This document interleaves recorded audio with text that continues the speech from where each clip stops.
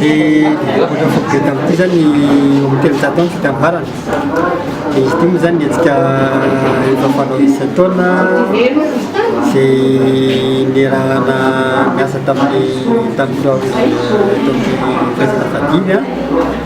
Dia ny fikamanana fafy koa zany a samy manolotra kilalao ho an'ny ankizy vita boatra zany.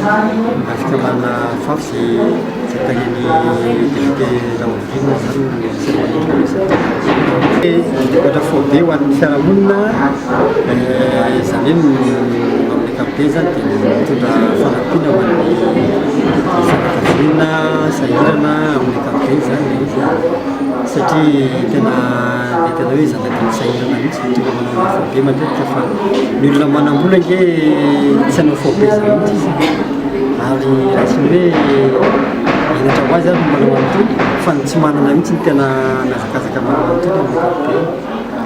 Ny didipoatra zany a dia fanesorana le hoditra manarona no filahina iny zany fa le fomba anapahana azy zay fotsiny zany no miovaova.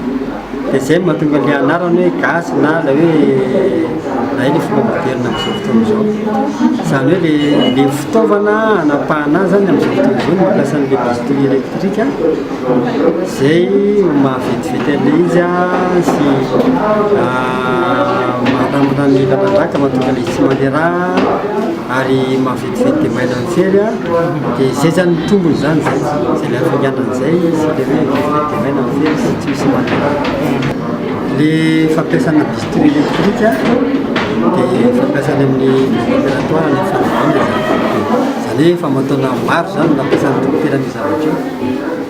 Dia tsy misy fiantraikany satria efa fampiasana izy zany a ary le ohatra koa ny avy eo rehefa tapaka dia avy eo maniry olatra.